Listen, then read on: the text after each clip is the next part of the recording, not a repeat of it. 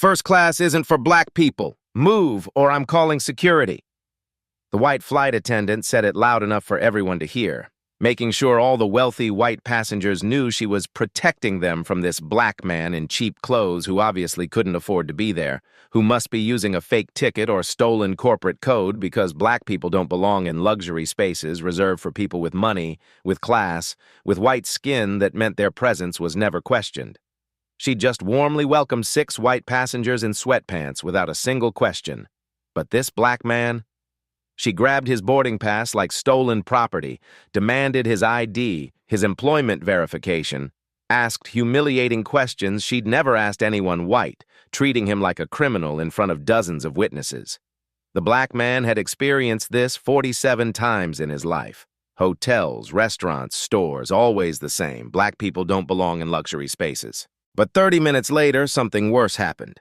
The black man noticed a critical safety issue, a malfunctioning emergency exit door.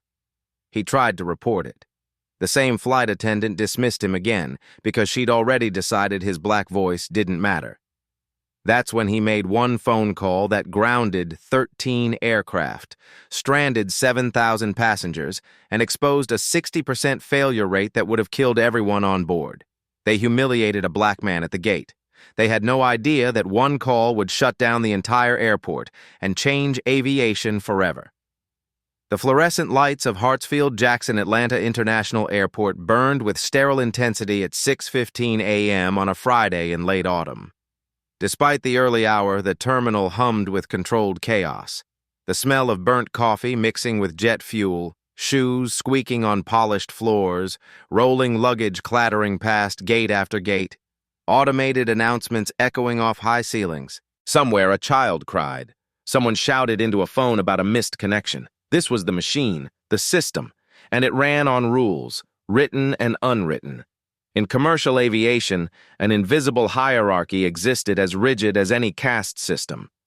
First-class passengers were treated like royalty, their comfort anticipated, their requests fulfilled instantly, their presence acknowledged with deference. Business class received professional courtesy. Premium economy got a nod. And regular economy? They were cargo that happened to breathe. Necessary for revenue, but not particularly valued beyond their ticket price. Flight attendants and gate agents were trained, sometimes explicitly, more often implicitly, to identify who belonged where. Not just by checking tickets, but by reading signals, expensive luggage, designer watches, confident postures, tailored clothing, the invisible uniform of wealth. And if you didn't send those signals, if you looked wrong for first class, you got extra scrutiny, extra questions, extra doubt. Calvin Ford understood this system intimately. He'd lived inside it for decades. At 52 years old, Calvin stood exactly 6 feet tall with a solid, healthy build. His skin was deep brown, his hair cut close with distinguished silver at the temples.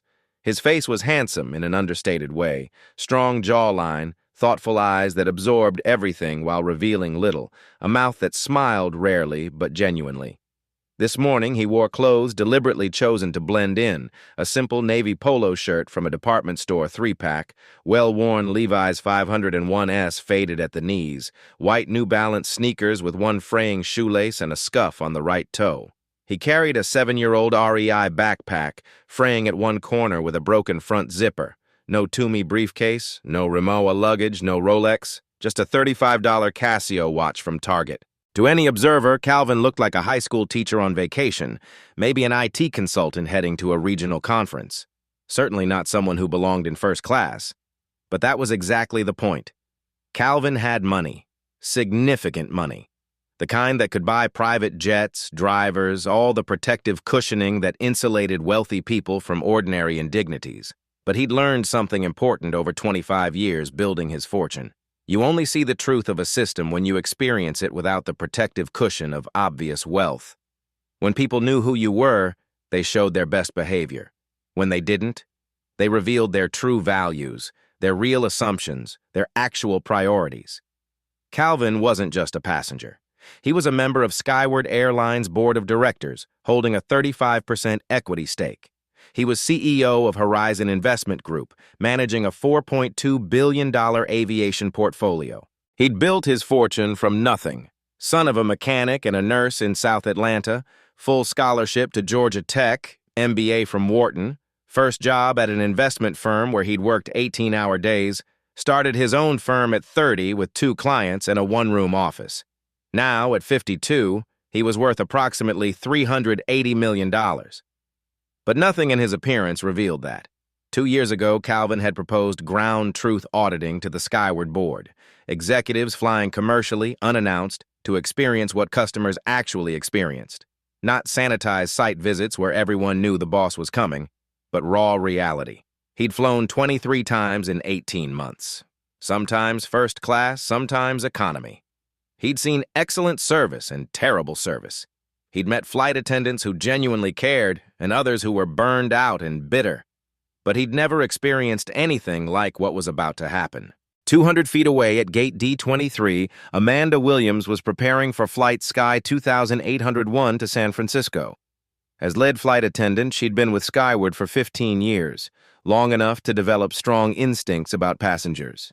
Amanda was 38 years old. She'd started flying right out of college, wide-eyed and idealistic about the glamour of air travel. That idealism had been ground down by reality, by drunk passengers, entitled executives, screaming children, the physical toll of the job, eroded pay through bankruptcies, nights in cheap crew hotels. But she still took pride in her work. Every morning, Amanda was impeccably groomed, navy blazer with polished gold buttons, crisp white blouse professionally laundered, navy pencil skirt hitting exactly at her knee, hair in a tight French twist, subtle, perfect makeup, name badge gleaming. Amanda Williams, lead flight attendant, 15 years of service. She took pride in maintaining standards, a phrase she used often. Standards for uniforms, standards for service, standards for who belonged in first class and who didn't. That last one had become complicated 5 years ago. She still remembered the incident with perfect clarity. A Tuesday evening flight to Phoenix. A man had boarded first class wearing baggy jeans and a stained hoodie, carrying a torn duffel bag. No expensive luggage, no status markers, nervous and awkward. Amanda had assumed he'd gotten an upgrade. Someone who didn't belong might cause problems. She'd been right. 40 minutes in, he'd gotten violently drunk, harassed other passengers, particularly a young woman, refused to stop despite warnings. They'd made an emergency landing in Albuquerque. Police removed him in zip ties, 3-hour delay, formal complaint filed. After landing in Phoenix, Amanda's supervisor had pulled her aside. You let him on the plane. You saw him. You should have known there would be problems. But his ticket was valid. It's not about the ticket, Amanda. It's about judgment, about reading people. You should have flagged him.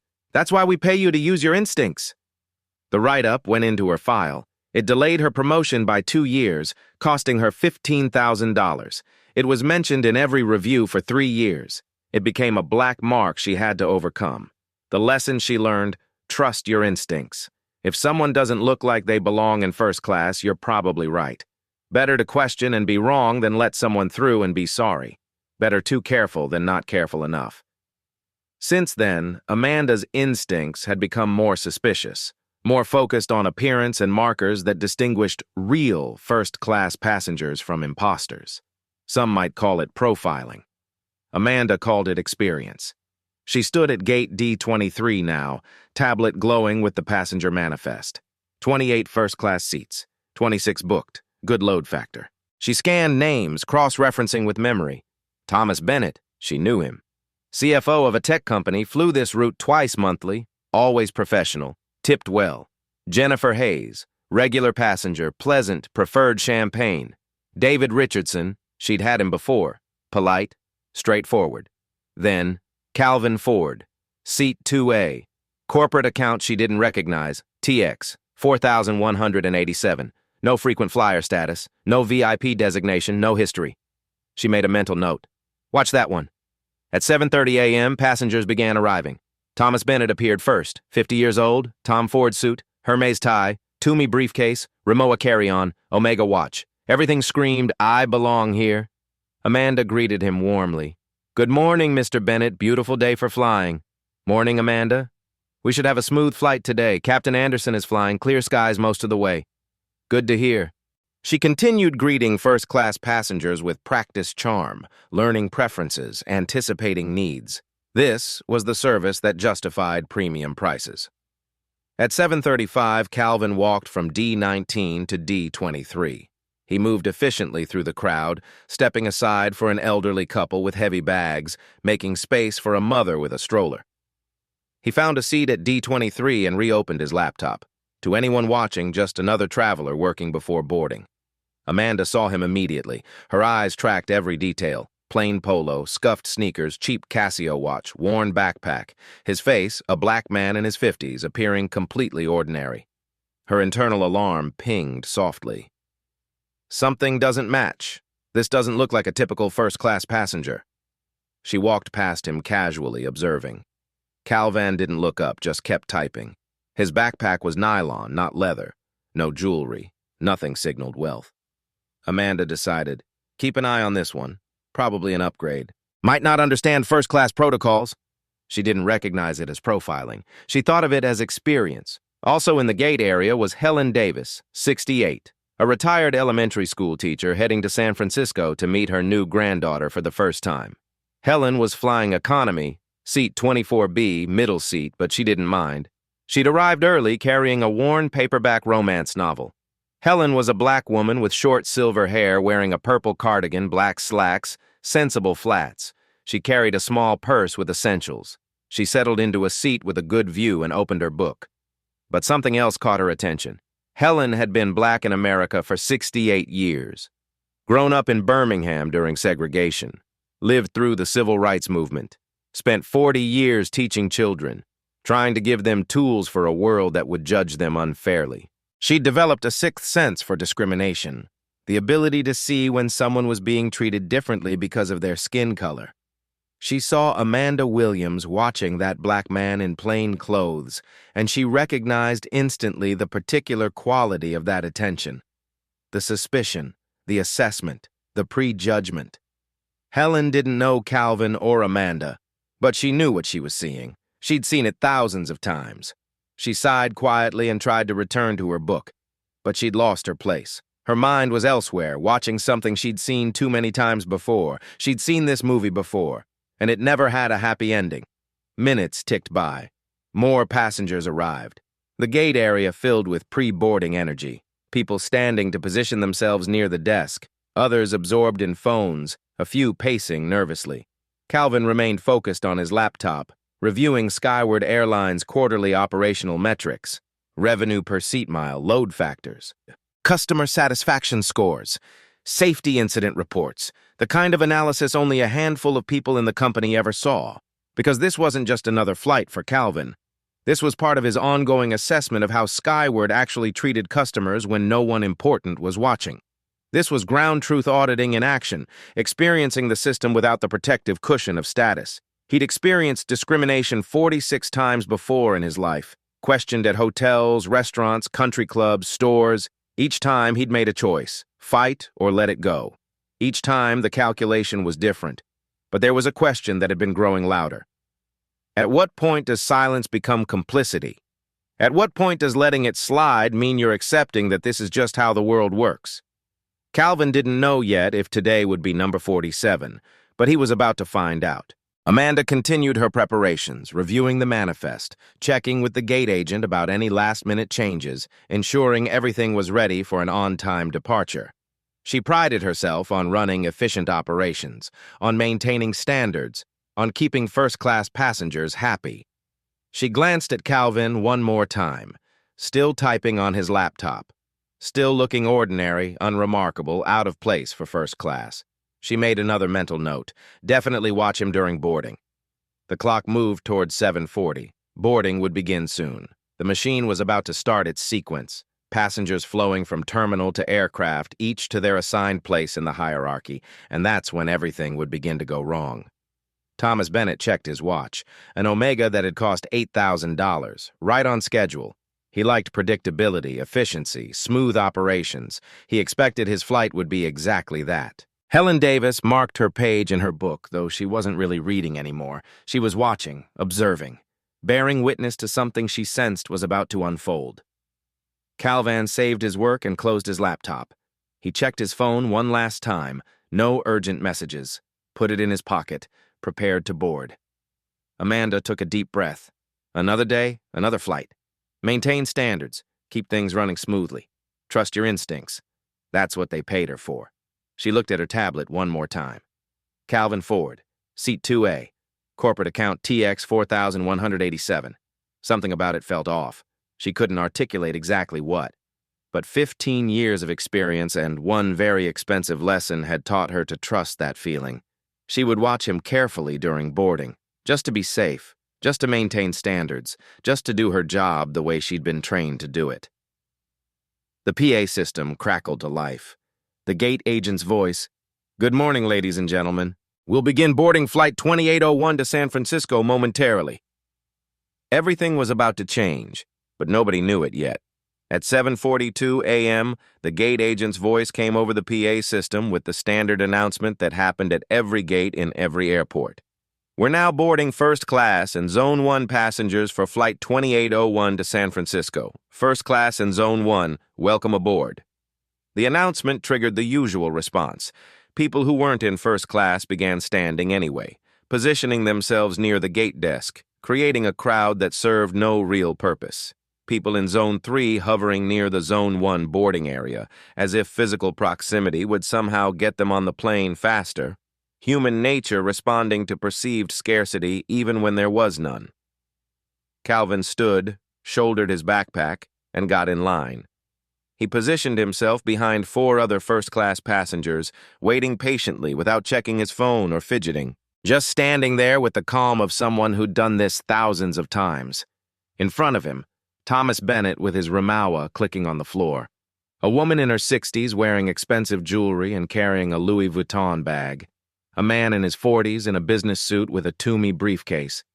A younger woman in business attire typing on her phone even as she shuffled forward. One by one, they approached the gate desk where Eric Johnson, a 26-year-old gate agent who'd been with Skyward for 3 years, scanned boarding passes with practiced efficiency. Thomas Bennett stepped up. Beep. Green light on the scanner. "Have a great flight, Mr. Bennett. Thank you for your business." The woman with jewelry. Beep. Green light. "Welcome aboard, ma'am. Enjoy your flight to San Francisco." The man in the suit. Beep. Green light. "Thank you, sir. Have a wonderful flight." The younger woman. Beep. Green light. "Safe travels today." Then Calvin stepped forward. He smiled at Eric, a genuine smile, the kind that acknowledged shared humanity, and handed over his boarding pass. It was printed paper, not mobile. Some security experts recommended paper because it couldn't be remotely hacked. Calvin just liked having a physical backup. Eric scanned it without hesitation. Beep. Green light. The screen showed Ford Calvin, Seat 02A, First Class. Seat 2A, First Class. Eric looked up, made eye contact, smiled warmly. "Thank you, Mr. Ford. Have a wonderful flight this morning. Weather looks perfect all the way to California." "Thanks, I appreciate that." Calvin took his boarding pass back and walked toward the jet bridge, that accordion tunnel connecting terminal to aircraft. This was the moment when everything could have gone differently. If Amanda had been distracted, if she'd been in the break room, if she'd made different choices 5 years ago, if any of 1,000 variables had been slightly different. But she was standing right there at the entrance to the jet bridge, tablet in hand, glowing with the passenger manifest. She'd positioned herself strategically, an unofficial secondary screening she conducted on flights when she had time, not in any manual, not part of official procedure, but something she felt was her responsibility as lead flight attendant. She saw Calvin approaching, saw the plain polo shirt, the worn backpack, the scuffed sneakers, the cheap watch, his casual walk, his face, a black man in his 50s who didn't look like he belonged in first class, and she made a decision. She stepped directly into his path, blocking the jet bridge entrance completely. Not just inserting herself for a quick question, she physically positioned herself as a barrier. "Excuse me, sir." Her voice was cold, professional, but with an edge of authority. "I need to see your boarding pass." Calvin stopped. There was something in his eyes, a flicker of recognition, of weariness, of here we go again, but his face remained neutral. "Of course." His voice was even, polite, showing no irritation. He pulled the boarding pass from his pocket and handed it over. Amanda took it, examined it with theatrical intensity. She looked at the pass, then at Calvin's face, then back at the pass, then at her tablet, then back at the pass.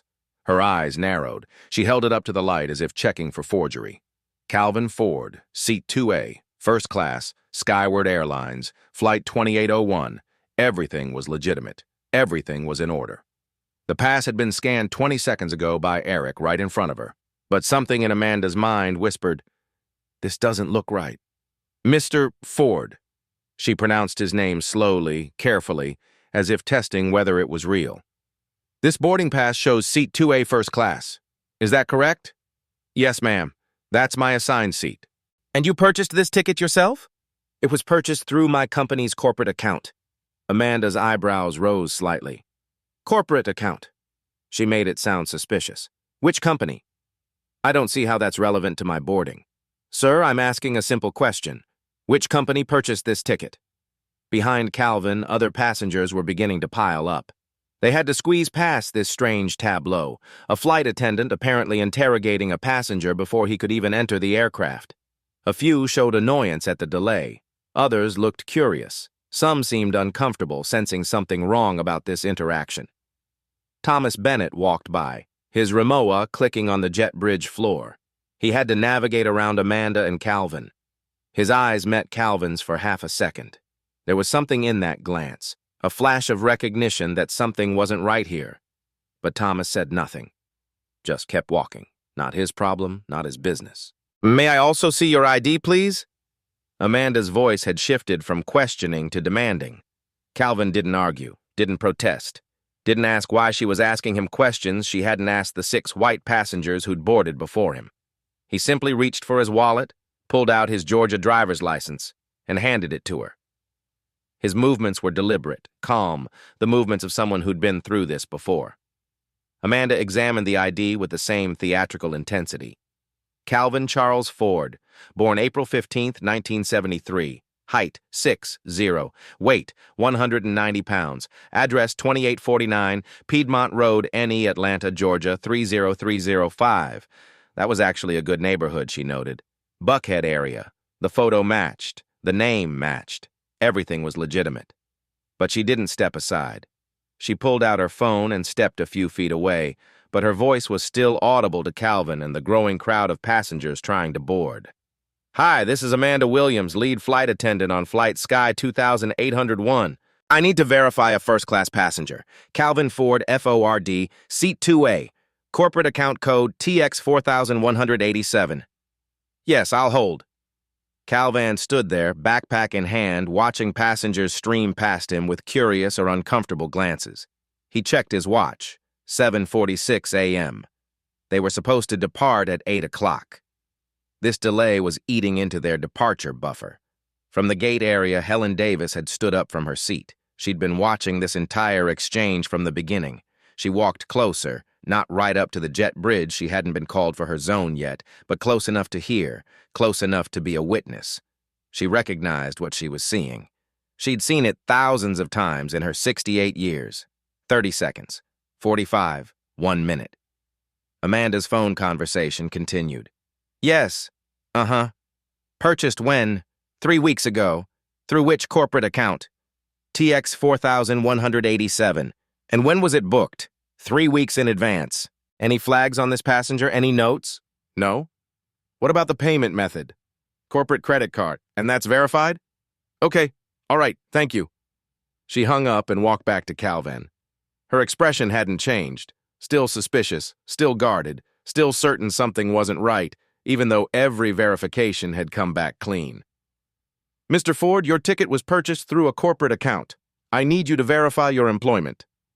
Calvin looked at her steadily. "Why?" "It's standard procedure for corporate account verifications." "Is it?" Calvin gestured subtly toward the jet bridge where Thomas Bennett and 5 other passengers had walked through without any questions. "Did you verify employment for any of them?" Amanda's jaw tightened. "Sir, each passenger is assessed on a case-by-case basis. Based on what criteria? Based on my professional judgment as lead flight attendant." "And your professional judgment requires you to verify my employment, but not theirs. Can you explain what specific factors about my ticket or my appearance prompted this different treatment?" The question was calm, almost academic, as if Calvin were genuinely curious about airline procedures rather than pointing out obvious discrimination. Amanda felt trapped. She couldn't say what she was thinking, that he didn't look like someone who belonged in first class, that something about him seemed off, that her instincts were screaming he was an upgraded passenger who might cause problems, so she fell back on authority. "Sir, I have the discretion to request additional verification from any passenger. If you're unwilling to provide the information I'm requesting, I cannot allow you to board this aircraft." Calvin's eyebrows rose slightly. "You're saying you won't let me board?" "Not until you've answered my questions to my satisfaction."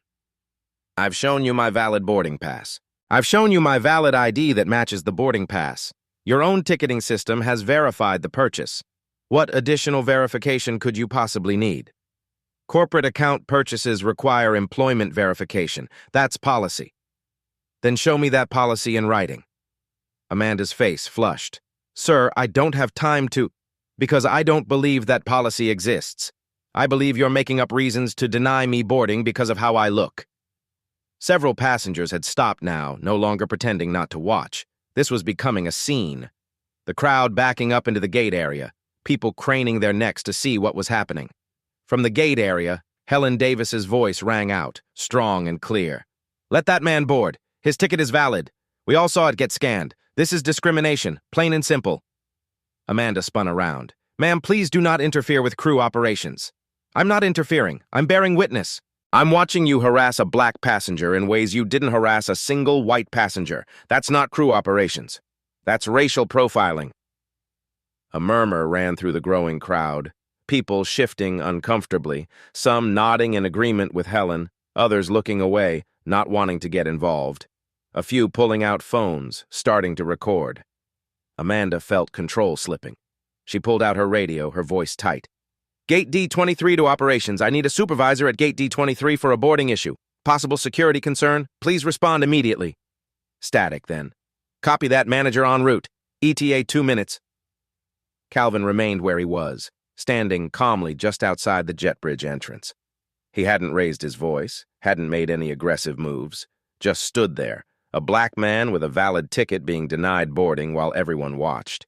He checked his watch again. 7:49 a.m. 11 minutes late on boarding now. Inside the aircraft, Sarah Mitchell heard the commotion at the door. She stepped out of the galley and saw Amanda on her radio, saw a black passenger standing to the side, saw the growing crowd in the gate area, saw phones being raised to record. She walked forward quietly. "Amanda, is everything okay?" Amanda's voice was sharp, stressed. "I'm handling it, Sarah." "But his boarding pass was scanned, right? The gate agent cleared him?" "Yes, but I'm exercising my discretion as lead flight attendant." Sarah glanced at Calvin, then back at Amanda. She wanted to say something, wanted to point out that this didn't look right, that Amanda was creating a problem where none existed, that they were behind schedule and this was making it worse. But Amanda was her supervisor. Amanda had 15 years of experience. Sarah had been flying for 3 years, so she swallowed her objections. "Okay, let me know if you need anything." She retreated back into the aircraft, the weight of her own silence already beginning to press on her conscience. At 7:51 a.m., Brandon Cooper arrived, Airport Operations Manager, ex-Air Force, 38 years old, responsible for keeping Terminal D running smoothly. He was out of breath from jogging through the terminal after getting the radio call about a security concern. He took in the scene immediately. Amanda standing guard at the jet bridge entrance. Calvin standing calmly to the side, boarding pass and ID in hand. A crowd of at least 50 people in the gate area watching, several phones recording. This was a PR nightmare in the making. "What's the situation?" His voice was professional but tight. Amanda launched into her explanation. This passenger presented a first-class boarding pass, but there were irregularities that required additional verification. Corporate account code that didn't match standard vendor lists. Vague responses about his employment. Suspicious behavior during questioning. I determined... Stop! Brandon held up his hand. He turned to Calvin. Sir, may I see your boarding pass and ID? Calvin handed them over without a word. Brandon examined both. Everything matched. He pulled out his tablet, called up the reservation. Corporate account TX 4,187, Horizon Investment Group. Ticket purchased 3 weeks in advance, paid in full, no flags, no issues, no security concerns, nothing irregular at all. He looked at Amanda, his expression hardening. What specific irregularity did you identify? The corporate account code TX 4187 is a valid corporate account in good standing. It's been used to purchase hundreds of tickets with us over the past 5 years. What made you flag this particular transaction? Amanda hesitated. It was a judgment call based on my experience. Based on what aspect of your experience? Be specific. The passenger didn't present the typical profile for first-class travel. No luxury luggage, no status markers, dressed casually, so you profiled him based on his appearance. I assessed potential risk based on observable factors. You profiled him. A black man in casual clothes who you decided didn't look right for first class.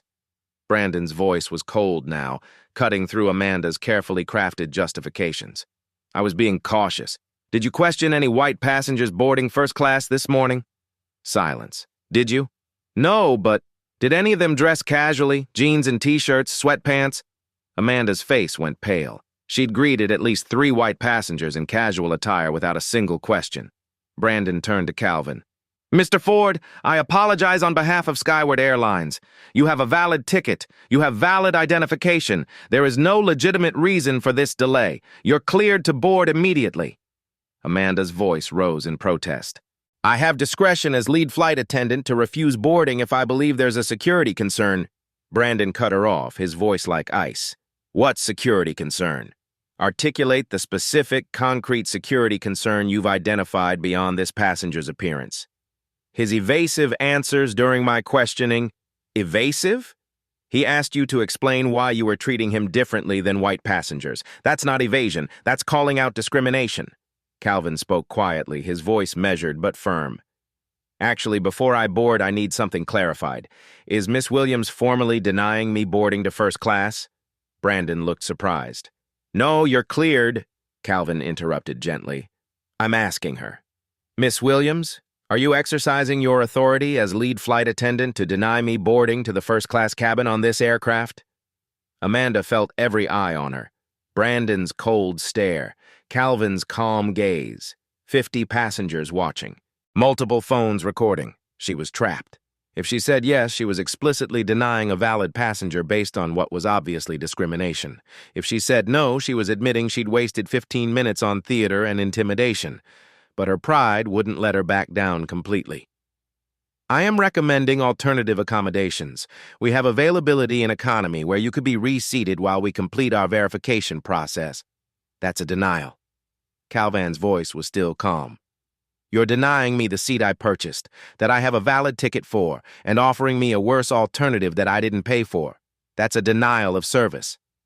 It's a temporary accommodation. No. Answer yes or no. Are you denying me boarding to first-class seat 2A? The seconds stretched. Amanda looked at Brandon, hoping he'd give her an out. But his expression was stone. Finally, her voice barely above a whisper. I am exercising my discretion to deny you boarding to first class pending further verification. Thank you for clarifying that. Calvin pulled out his phone. Amanda's hand moved toward him. Sir, you cannot. Don't touch me. Calvin's voice was quiet but absolutely firm. Step back. Brandon immediately moved between them. Amanda, step away, now! Calvin was already dialing. The phone rang twice, then a woman's voice. Calvin? Is everything all right? Calvin spoke clearly, loud enough for everyone nearby to hear. Patricia, I need you to conference in Brandon Cooper from Atlanta Airport Operations and Daniel Moore from the FAA immediately. I've been formally denied first-class boarding on Flight Sky 2801 despite having valid documents. The lead flight attendant has explicitly refused to allow me to board. Every head in first class turned. Thomas Bennett's mouth fell open. Amanda looked like she might faint. Brandon's eyes widened in recognition. Patricia? FAA? Patricia Taylor's voice came through the phone, sharp with concern. What? Who denied you? Calvin, are you... Hold on, I'm getting Brandon and the FAA now. Clicking sounds. Hold music for 10 seconds that felt like an eternity. Amanda stood frozen. watching this ordinary-looking passenger who apparently had the executive vice president of Skyward Airlines on speed dial. A new voice joined, authoritative. "Brandon Cooper here. What's the situation?" "Brandon, I'm standing at gate D23 right now. Mr. Cooper should be right next to me." The Brandon Cooper at the gate looked at his phone in confusion, then understanding dawned. "Wait, you're calling about yourself? You're Calvin Ford?" Calvin gave him a tired smile. "Yes, Brandon. I'm Calvin Ford, Skyward board member, and I've just been denied first-class boarding by one of your lead flight attendants." The color drained from Brandon's face. He'd just been standing next to a board member, the board member who held 35% equity in the airline, while that board member was being racially profiled and denied service. A third voice joined the call. "This is Daniel Moore, FAA Regional Administrator. Someone want to tell me what's going on?" Patricia's voice, tight with barely controlled anger. "Daniel Calvin Ford, Skyward board member, has been denied boarding to a first-class seat he has a valid ticket for. Apparently, one of our flight attendants has decided that a black man in casual clothes doesn't belong in first class." "Jesus Christ." Moore's voice was a mixture of exasperation and professional concern. "Put the flight attendant on the line, now!" Brandon looked at Amanda, his expression a mixture of fury and something close to pity. "Amanda, the FAA Regional Administrator wants to speak with you." Amanda's hands shook as Brandon held out his phone. She took it, her voice barely audible. "This is Amanda Williams." Daniel Moore's voice was crisp, professional, federal. "Miss Williams, on what grounds did you deny Mr. Ford boarding to first class?" There were irregularities with his corporate account that needed verification." "What irregularities specifically?" "The account code didn't match our standard vendor list." "I'm looking at that account right now. TX 4187 Horizon Investment Group. It's been active with your airline for 5 years, hundreds of transactions, perfect payment history. What made you flag this specific transaction?" Silence. "Miss Williams, I'm waiting. I made a judgment call based on observable factors, such as his appearance, his responses to my questions, the overall context." "His appearance. You mean the fact that he's a black man in casual clothes?" That wasn't." "Miss Williams, I'm recommending an investigation into this incident for potential violation of federal anti-discrimination regulations in air travel. You've denied boarding to a passenger with valid documents based on what appears to be racial profiling. Brandon, I want a full incident report within 24 hours. Miss Williams, you're grounded pending investigation." Amanda's world collapsed in that moment. 15 years of her career gone. "Sir, I was following my training." "If your training taught you to profile black passengers, then your training is the problem, and that's something the FAA needs to investigate as well. Now, let Mr. Ford board his flight." She handed the phone back to Brandon, tears starting to form in her eyes. Calvin took his own phone off speaker. "Patricia, Daniel, thank you for responding. I'll let you know if there are any other issues." He paused. "And Patricia, when I get to San Francisco, we need to talk about safety culture, but that's a separate conversation." He hung up and looked at Amanda. Her face was ashen, tears threatening to spill. He felt no satisfaction in this moment, only weariness and a bone-deep frustration that it had come to this, that he'd had to use his position, his connections, his power just to access a seat he'd paid for. "I didn't want this," he said quietly, only to her. "I wanted you to treat me the way you treated everyone else. That's all. Just basic human dignity." He walked past her into the jet bridge. Brandon turned to Amanda, his voice low and hard. "Conference room. Now, after this flight departs, we're going to have a very serious conversation about what just happened and why you no longer have a job with this airline. Mr. Cooper, please. You denied boarding to a board member. You racially profiled a passenger. You created a PR nightmare with 50 witnesses and video evidence. There is no scenario where you keep your job. The only question is whether you face federal charges." He turned to the crowd of passengers still waiting to board, many with their phones out. "Ladies and gentlemen, we apologize for the delay. Boarding will continue now." Inside the aircraft, Calvin made his way to seat 2A window seat, second row, exactly what he'd paid for. He stowed his backpack in the overhead bin and sat down. Thomas Bennett sat across the aisle in 2C. He looked shaken. I'm so sorry. That was completely out of line. Are you okay? Calvan managed a tired smile. I'm all right. Thank you for asking. I should have said something. At the gate, when she was questioning you, I saw what was happening. I knew it was wrong, and I just walked past. I told myself it wasn't my business. And now? Thomas met his eyes. Now I understand that silence makes me complicit. Next time, and there will be a next time, somewhere, somehow, I won't be silent. I promise you that. Calvan nodded. Good. Hold yourself to that promise. Boarding continued. The cabin filled slowly, passengers whispering among themselves about what they'd just witnessed. Some looked at Calvan with sympathy, others with curiosity, a few with what might have been newfound respect. The last passengers filed in. The door closed with a heavy thunk. The captain's voice came over the PA. Flight attendants, prepare for departure. But Calvin could see Sarah Mitchell at the forward galley, tears in her eyes, looking at where Amanda should have been. Could sense the tension in the cabin, could feel that something more was wrong, beyond just the discrimination he'd faced. This wasn't over. The worst was still to come. But he'd made it onto the plane. Number 47 had escalated in a way the previous 46 incidents never had. He'd been forced to use his power, his position, his connections, just to access a service he'd paid for. And that realization sat heavy in his chest as the aircraft began to push back from the gate. The cabin filled. Amanda began pre-flight beverage service. Row 1. Good morning. Champagne or orange juice? Radiant smile. Row 2, see, Thomas Bennett. Your usual, Mr. Bennett? Warm, friendly. Row 2A, Calvin. Sir, would you like a beverage? Cold, no smile. Water, please. Amanda poured water into a plastic bottle, not a glass, and placed it on his tray. No napkin, no warmth. Then moved on, brightness returning instantly for row 3. Microaggressions, the tiny cuts that accumulated. The door closed, engines powered up, the plane began pushing back. Sarah Mitchell conducted final safety checks. When she reached the emergency exit by Calvin's seat, door 2L, she paused, checked the door seal, the handle, the control panel. Then she noticed the status indicator was blinking. Red, orange, green, red, orange, green. Amanda? Exit door 2L has a warning light. Amanda came over.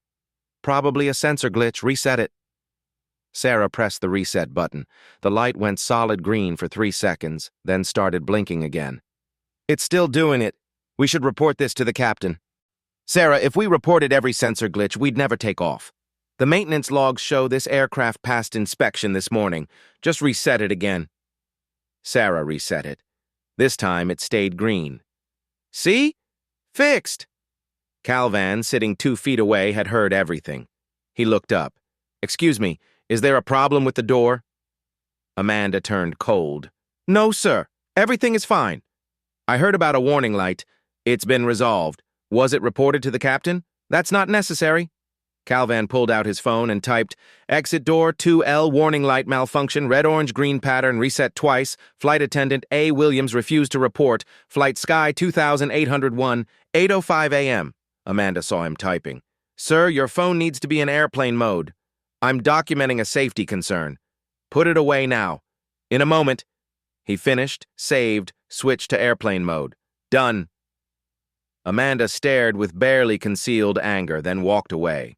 Sarah stood there, caught between concern and authority. Calvin spoke quietly. You tried to do the right thing. Thank you. Sarah's eyes filled with tears. I should have insisted. It's not your fault. Remember this feeling. Don't let it happen again. The aircraft taxied toward the runway. 4 planes ahead. Calvan watched through the window. He had a choice. Let it go. 1 warning light, probably nothing. Or escalate, causing massive disruption but potentially preventing disaster. He thought about the 47 times he'd stayed silent, about how silence enables broken systems, about having power and the responsibility to use it. The plane moved forward, 3 ahead. He thought about discrimination creating blind spots, about Amanda dismissing his concern because she'd already decided he wasn't credible. 2 ahead. He thought about the 180 people on this plane. Someone's child, parent, spouse, 1 ahead. Calvin made his decision. He took his phone off airplane mode. Amanda saw it immediately. Sir, your phone? I'm making a phone call. You cannot. This is an emergency. Calvan stood up, hand raised in a firm stop gesture. "Do not touch me, step back." His voice wasn't loud, but it had authority. Several passengers turned. The phone connected. "Calvan, is everything all right?" Calvan spoke clearly, loud enough for everyone to hear. "Patricia, I need you to conference in Daniel Moore at the FAA immediately. We have a critical safety situation on Flight Sky 2801. Amanda froze. "Patricia? FAA?" Every eye in first class turned to Calvin. Thomas Bennett's mouth opened. Amanda looked like she might faint. The machine had just broken, and everything was about to change. Patricia Taylor's voice came through the phone, crisp and professional, but edged with concern. "Talk to me. What's the situation?" Calvin spoke clearly, his voice carrying through the first-class cabin where every passenger had stopped to listen. Every conversation ceased. Every phone lowered. This was the only thing happening now. "I'm on aircraft November 7801, currently taxiing for departure at Hartsfield-Jackson. Exit door 2L has a malfunctioning status indicator. The warning light has been cycling red-orange-green, indicating a potential seal or lock failure. Flight crew observed this issue, reset it twice, and deliberately chose not to report it to the captain." He paused, connecting dots. "Patricia, I reviewed maintenance logs this morning. This aircraft underwent scheduled maintenance 48 hours ago. Work order included door mechanisms. Given this malfunction is occurring immediately after that maintenance, there's a reasonable possibility this is an installation error, not a sensor glitch. If it's procedural, then every aircraft from that maintenance cycle could have similar problems." His voice intensified. "This isn't just about one aircraft. We need to assume worst case. We need FAA involvement. We need inspections before any more of these aircraft fly." Silence. Then Patricia's voice, tight. "Calvin, you're saying we need to ground the entire 787 fleet at Atlanta?" "Yes, until we know the scope. We have a confirmed malfunction, crew failure to report per protocol, and maintenance history suggesting this could be systemic. If we don't act now, we could be looking at catastrophic failure." "Jesus, okay, hold on, I'm patching in Daniel Moore." Clicking sounds. A new voice joined, deep and authoritative. "This is Daniel Moore, FAA Regional Administrator." "Patricia." "Daniel, this is Patricia Taylor, Executive VP at Skyward. I have Calvin Ford on the line reporting a critical safety issue." "Calvin Ford, the board member?" "Yes. Put him on." Calvin spoke with absolute clarity. "Mr. Moore, this is Calvin Ford, passenger on Skyward Flight 2801, aircraft November 7801, Boeing 787, currently taxiing at Hartsfield-Jackson. I'm reporting a critical safety protocol violation. Exit door 2L displayed warning light malfunction indicating potential seal or locking mechanism failure. Flight crew observed it, reset it twice, deliberately didn't report to captain despite protocol." He continued without pause. "This aircraft had maintenance 48 hours ago, including door mechanisms. If this malfunction relates to that maintenance, we could have multiple aircraft with compromised exit integrity. I'm requesting immediate action. Ground this aircraft, inspect all Skyward 787S at Atlanta before flight. This could be systemic across the fleet." Silence, typing in the background. Then Moore's voice, sharp. "You're certain about the malfunction?" "Certain enough to make this call knowing the consequences," Moore decided instantly. "Issuing immediate ground stop for all Skyward 787S at Hartsfield-Jackson. Patricia, how many aircraft?" 11 at gates, 2 on approach, 1 taxiing, 13 total. "Ground them all, immediately. No Skyward 787 departures until my inspectors clear them. Patricia, get your maintenance chief on site within the hour. This is a formal FAA investigation. If we find deliberate safety violations, there will be consequences." "Understood." "Mr. Ford, thank you for this call. If you're right, you just saved lives." "I hope I'm wrong, Mr. Moore." "That's the right call." The line clicked off. Calvin sat down. First class was silent, every passenger staring. Thomas Bennett's mouth hung open. Amanda looked like she might faint, her face gray, hands trembling. Calvin looked at her calmly. "I did what you should have done. I put safety first." 23 seconds later, the cockpit radio crackled. "Skyward 2801, this is Atlanta Tower. Stop taxi immediately. Do not proceed to runway. Return to gate. FAA ground stop order. Acknowledge." Captain Anderson, confused. "Tower, confirm? We're cleared for takeoff." "Negative. Ground stop issued by FAA Regional Administrator. All Skyward 787S grounded. Return to gate for emergency inspection." Anderson hit the brakes. Copy. Returning to gate. Advise nature of ground stop? Safety inspection ordered by FAA. Contact ops for gate assignment. Anderson flipped to cabin intercom. Flight attendants returning to gate under ATC instructions. Then to crew intercom, voice hard. Amanda, what the hell happened? We just got grounded by the FAA. Amanda's voice barely a whisper. Captain, a passenger reported. A safety issue, with exit door 2L. You had a warning light on an exit and didn't tell me? Silence. Did you or did you not have a warning light? Yes, Captain, but I determined... Jesus Christ, we'll deal with this on the ground. Secure the cabin. Amanda, you're grounded pending investigation. Yes, Captain? In Terminal D Operations Center, Brandon Cooper's phone erupted. His radio crackled with calls. Computer screen cascaded with alerts. James Wilson, Chief of Customer Service, stared at the chaos. What's happening? FAA ground stop. All our 787 S-13 aircraft. How long? Could be hours. James watched the departure board update in real time. On time, delayed. Delayed, canceled. Not just skyward. The ground stop of 13 aircraft at 13 gates created a bottleneck. Other airlines couldn't access gates. The entire terminal slowing. This is going to cascade, James whispered. This is going to shut down Terminal D. By 8:17 a.m., the impact spread. Asterisk 13 skyward 787S grounded. Asterisk 30 additional flights delayed due to gate blockage. Asterisk 43 total flights affected. Asterisk 6,800 passengers impacted. PA system. Due to an FAA safety inspection, all skyward departures from Terminal D are temporarily delayed. Customer service counters overwhelmed. Lines stretch 70 people deep. When will my flight leave? I have a connection in 2 hours. Why is this happening? Agents could only repeat, we're waiting for updates. Social media erupted. Twitter, 8:19 a.m. Stuck at ATL, flight canceled along with 40 others. No explanation. WTF is going on?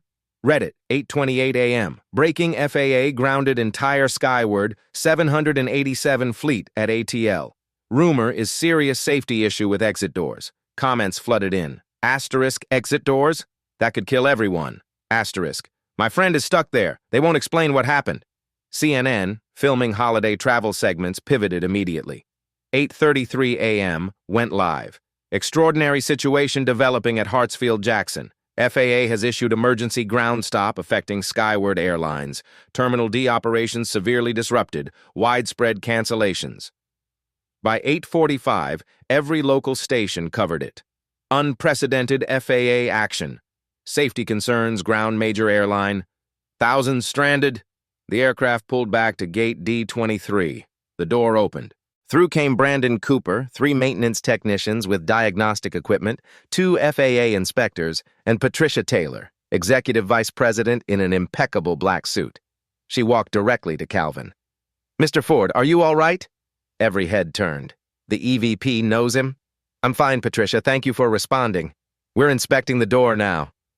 Maintenance moved to door 2. L-lead technician Robert Chen opened the control panel, connected diagnostic tablet, ran tests while colleagues examined the physical mechanism. Running full diagnostic, intermittent sensor failure, checking physical mechanism, actuator response, slow, hydraulic pressure, borderline low. 2 minutes. 5. Robert straightened, face grave. Ma'am, we have a serious problem. Talk to me. Sensor failure is real. Frayed connection cable from installation damage during last maintenance. But worse, the hydraulic actuator shows premature wear. Combined with low pressure, there's significant risk this door would fail to open under depressurization at altitude. Define significant. Robert showed his tablet. Approximately 60% failure probability in emergency depressurization. The words landed like a bomb. Brandon. 60%? Yes. And given recent maintenance, other aircraft from that cycle could have similar problems. FAA Inspector Lisa Martinez stepped forward. How many aircraft in that maintenance cycle? Patricia's voice was hollow. 8 over 3 days. Our full fleet is 23. Lisa pulled her radio. This is Inspector Martinez. Confirmed safety violation. Emergency exit door with 60% failure rate. Recommend expansion of ground stop to all Skyward 787S nationwide. Passengers who'd been annoyed sat stunned. 60%. 6 out of 10 times trapped. Thomas Bennett looked ill. You knew it was serious. Calvin shook his head. I suspected. When something feels wrong, it usually is. Patricia approached. You may have saved hundreds of lives, she addressed the cabin. Ladies and gentlemen, I'm Patricia Taylor, Executive Vice President. First, I apologize for this disruption. We've discovered a serious safety defect thanks to the vigilance of one passenger. She gestured to Calvin. The FAA has ordered inspections of all our 787s. This means delays and cancellations. We'll rebook everyone with full refunds plus compensation, but you are safe. The system worked. A woman in row 4. If we'd taken off, Patricia was direct. There was 60% probability an emergency exit wouldn't function properly in certain conditions. Shocked silence. How did you find out? Patricia glanced at Calvin. One of our passengers identified the issue and reported it properly. Every eye turned to Calvin. Thank you, a woman said. You saved us. Others echoed. Thank you. You saved our lives. Calvin nodded. No satisfaction. Only relief and weariness at how close they'd come. Helen Davis, still in the gate area, had watched everything. She'd been taking notes on her phone, detailed observations of discrimination that nearly caused disaster. This story needed to be told. The whole story. Amanda sat in a corner, face in hands, crying. She'd realized her decisions that morning could have killed 180 people. Sarah Mitchell sat nearby, also crying, but for different reasons. Guilt for not pushing harder. Thomas Bennett sat quietly thinking about his silence at the gate, about how he'd walked past and said nothing, about how that silence was part of the system that nearly killed them all. The machine had broken. The truth was revealed. By 11 a.m., the full scope was clear. Asterisk Skyward's entire 787 fleet, 23 aircraft nationwide, grounded asterisk FAA inspectors dispatched to 5 cities asterisk at Hartsfield-Jackson. 43 flights canceled or severely delayed asterisk 6,846 passengers affected asterisk Terminal D at 40% capacity asterisk economic impact $3.2 million for the day asterisk inspection completion 48 hours. The story went national. Every outlet covered it. Aviation experts on CNN.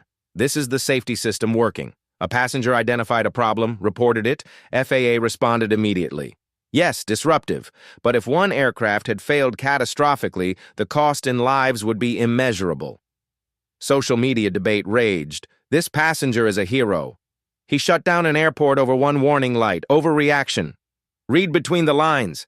Black passenger discriminated against, then his safety concern dismissed because of that discrimination. Bias creates danger. Hash flying while black trended. Stories poured in about being questioned about first-class tickets, having concerns dismissed. The narrative shifted from airline safety issue to discrimination nearly caused disaster. By 1 p.m., Skyward stock dropped 8%. Customer service overwhelmed. Richard Hughes, CEO, called emergency board meeting. Calvin participated from Terminal D. The crisis had only just begun, but the system, broken and exposed, would never be the same. While the maintenance inspection unfolded on the aircraft, a parallel crisis exploded throughout Terminal D and beyond. In a small conference room near the Skyward Customer Service Center, an emergency meeting convened within 30 minutes of the ground stop order. Present in person, Patricia Taylor, Skyward EVP, Daniel Moore, FAA Regional Administrator, Brandon Cooper, Airport Ops Manager, James Wilson, Chief of Customer Service, Robert Chen, Lead Maintenance Technician, Lisa Martinez, FAA Inspector. Via video conference, Richard Hughes, Skyward CEO, calling from Chicago, Susan Clark, Skyward SVP of Human Resources, Elizabeth Brown, Skyward Legal Counsel. Daniel Moore opened, his voice carrying the weight of federal authority. Let's establish facts. What do we know? Lisa Martinez consulted her notes. Aircraft N7801, Boeing 787, exit door 2L has confirmed hydraulic actuator deterioration and electrical sensor malfunction. Root cause appears to be improper installation during maintenance cycle conducted 48 hours ago. Risk of emergency exit failure in depressurization scenario estimated at 60%. Richard Hughes on screen looked like he'd aged 10 years in the last hour. His face was pale, his tie loosened, his usually perfect hair disheveled from running his hands through it. How many aircraft from that maintenance cycle? Robert Chen answered, pulling up data on his tablet. The maintenance was performed by Team Charlie, our second shift crew. They serviced 8 aircraft over a 3-day period, including N7801. All 8 need immediate inspection. And the other 15 in our fleet? They should be inspected as a precaution, but they weren't part of this specific maintenance cycle, so the risk is lower. However, we need to review our entire maintenance procedures to understand how this happened. Daniel Moore leaned forward, his expression grave. Here's the situation. I've grounded all Skyward 787S at this airport. 13 aircraft. I've also notified FAA National Office to issue an advisory for all Skyward 787S nationwide. Your full fleet of 23 aircraft. None of them fly until we've inspected and cleared them. Additionally, we're launching an investigation into Skyward's maintenance procedures to determine if this is an isolated incident or evidence of systemic problems. Richard nodded slowly, his voice hoarse. We understand. We'll cooperate fully. Patricia, coordinate with our maintenance facilities nationwide. I want every 787 inspected. Patricia, her face drawn with stress. We don't have enough qualified inspectors to do that safely in a short time frame. It's going to take at least 48 hours to do it right. Then we take 48 hours. I don't care about the cost. I care about safety. Cancel every 787 flight we have scheduled until we know these aircraft are safe. Daniel nodded approvingly. Good answer. Now let's talk about how this happened. Who made the decision not to report the warning light to the captain? Patricia's voice was quiet. The lead flight attendant on duty, Amanda Williams. I need to interview her immediately. She's here. We kept her at the gate. And the crew member who tried to report it? Sarah Mitchell. She's here too. Daniel stood. Let's do this now. And let me be clear. If we find evidence of deliberate safety protocol violations, there will be consequences. Federal consequences. People could face criminal charges if we determine this rises to the level of criminal negligence endangering public safety. The room went very quiet. The weight of potential criminal prosecution hung in the air like a physical presence. At gate D23, Amanda Williams sat in a corner chair as far from other people as she could manage. Her face was buried in her hands. She'd been crying, though she was trying to stop, trying to pull herself together, knowing that completely breaking down wouldn't help anything and might make things worse. But the realization kept crashing over her in waves. Her decisions that morning could have killed 180 people. Not might have, could have. 60% failure rate. More likely than not, that door wouldn't have opened if they'd needed it. People trapped, people dying, because she'd been too proud, too angry, too defensive to admit she might be wrong. Sarah Mitchell sat 3 seats away, also crying, but for different reasons. Sarah felt crushing guilt for not pushing harder, for not going directly to the captain, for retreating when Amanda shut her down. She kept replaying the moment in her mind, the blinking warning light, Amanda's dismissal, her own weak protest, her choice to back down instead of standing firm. Around them, passengers from Flight 2801 had been deplaned and were waiting in the gate area for information about rebooking. Most were on their phones, texting family members about the delay, checking for alternate flights, posting about the experience on social media. The gate area hummed with low conversations, the clicking of laptop keys, the occasional frustrated outburst. Helen Davis sat in her original seat, watching. She'd been observing this entire drama from the beginning, and she'd been taking detailed notes on her phone. Timestamps, direct quotes she'd overheard, observations about body language and tone.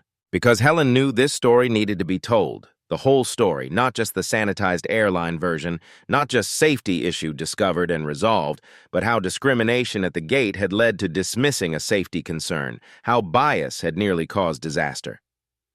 Calvin Ford sat by himself near the windows overlooking the tarmac, watching aircraft sitting motionless at gates, the busiest airport in the world temporarily frozen.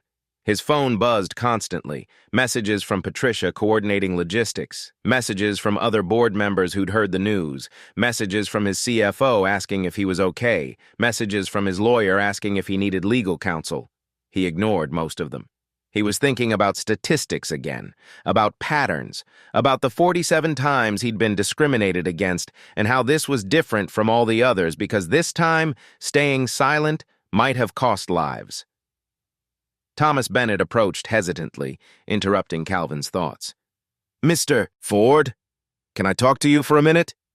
Calvin looked up. "Of course, please sit." Thomas sat down heavily in the adjacent seat, struggling to find words. "I need to apologize to you." "For what?" "For not speaking up earlier. At the gate, when that flight attendant was questioning you. I saw what was happening. I knew it was wrong. I knew exactly what she was doing and why. And I said nothing. I just walked past you and got on the plane and told myself it wasn't my problem." Calvin nodded slowly. "Why are you telling me this now?" "Because sitting on that plane as we were taxiing back, I realized something. I realized that if you hadn't been on this flight, if you hadn't had the knowledge and the authority and the courage to make that phone call, we probably would have taken off. And maybe we would have been fine. Or maybe something would have gone wrong at 35,000 feet and people would have died. And part of the reason we almost took off with a dangerous aircraft is because people like me stay silent when we see injustice."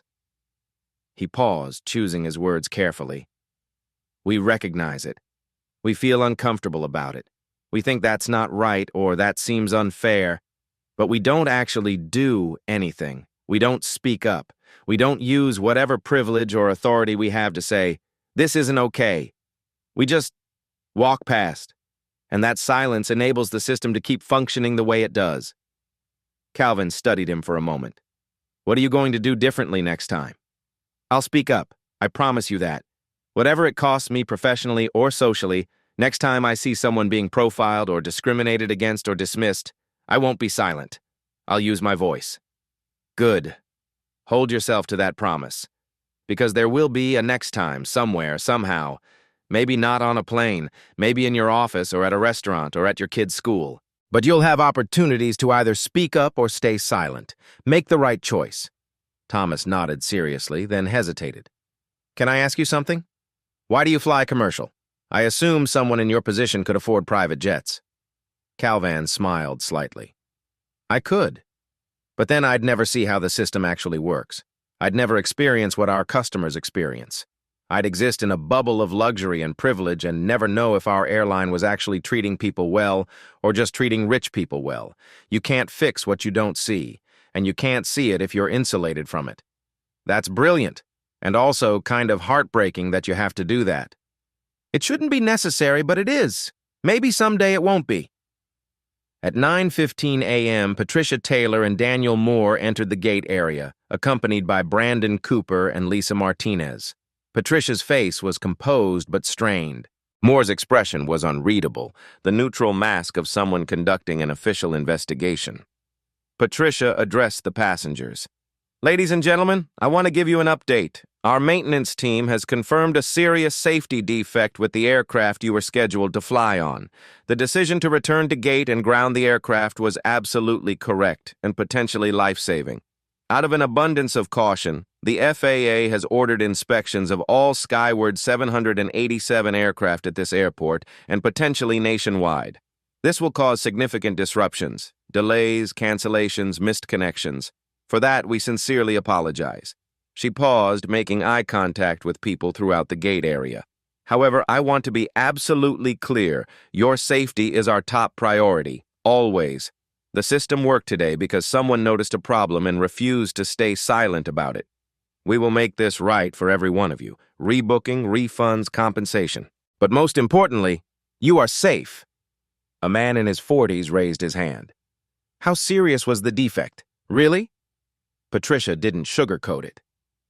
"If this aircraft had encountered certain emergency conditions at altitude, there was approximately a 60% probability that one of the emergency exit doors would not have functioned properly. That means in an emergency evacuation scenario, people could have been trapped."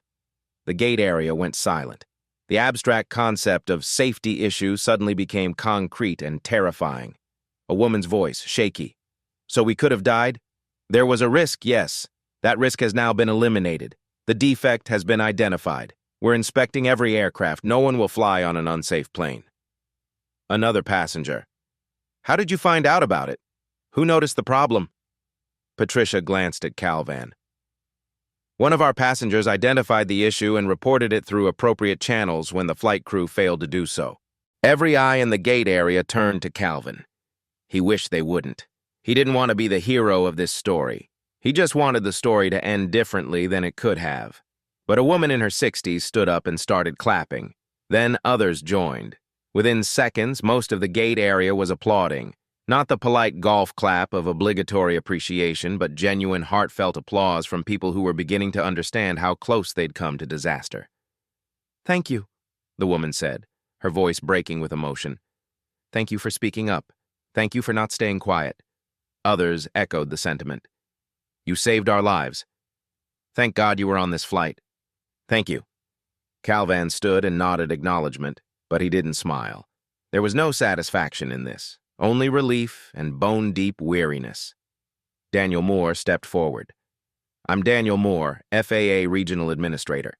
I need to interview several people about this incident. Miss Williams, Miss Mitchell, and Mr. Ford, please come with me." They gathered in a small conference room, sterile, windowless, with a rectangular table and uncomfortable chairs. Daniel set up a recording device, speaking clearly for the record. "This interview is being recorded. Today's date is November 14th, 2025. Time is 9:43 a.m. Present are FAA Regional Administrator Daniel Moore, Skyward EVP Patricia Taylor, Passenger Calvin Ford, Flight Attendant Sarah Mitchell, and Lead Flight Attendant Amanda Williams. This interview concerns incident number FAA 2025-1141 regarding potential safety violations on Skyward Airlines Flight 2801. He looked at Amanda. "Miss Williams, in your own words, please describe what happened this morning, starting from when you first observed the warning light on exit door 2L. Amanda's voice was barely above a whisper, but the recording device caught every word. "I was conducting pre-flight safety checks. Flight Attendant Mitchell told me there was a warning light on exit door 2L. I went to look at it. The light was blinking. Red, orange, green pattern. I pressed the reset button. The light went solid green. I determined it was a sensor glitch and continued with my duties." "Did you report this to the captain?" "No, sir." "Why not?" Amanda took a shaky breath. "Because in my experience, these sensor glitches happen frequently. The aircraft had passed its maintenance inspection that morning. I believed it was a false alarm that didn't warrant delaying the flight or concerning the captain." "What happened next?" "The light started blinking again. Flight Attendant Mitchell wanted to report it to the captain. I told her it wasn't necessary. I reset the light again. It stayed green." "Did it stay green?" "Yes. After the second reset, it remained green." "And you still didn't report it to the captain?" "No, sir. I believe the issue was resolved." Daniel made notes on his tablet. "Then what happened?" Amanda glanced at Calvin, her voice getting smaller. Mr. Ford, who was seated next to the exit door, asked if there was a problem. I told him everything was fine. He questioned whether it had been reported to the captain. I told him it wasn't necessary. He then took out his phone and began documenting the incident. "How did you respond to that?" "I told him his phone needed to be in airplane mode. He said he was documenting a safety concern. I told him to put it away immediately." "Did he comply?" "Eventually, after he finished his notes." Daniel turned to Sarah. "Miss Mitchell, you observed the warning light. What did you want to do?" Sarah's voice was shaky but clear. "I wanted to report it to the captain immediately. That's what protocol says. Any warning light, any safety concern gets reported immediately to the flight deck. No exceptions." "But you didn't report it. Why not?" "Because Amanda is my supervisor. She has 15 years of experience. I've only been flying for 3 years. She said it wasn't necessary, that it was just a sensor glitch, that we'd never take off on time if we reported every minor issue. I thought maybe she knew something I didn't. Maybe this really was routine. So I backed down. I didn't push it." "Do you regret that decision?"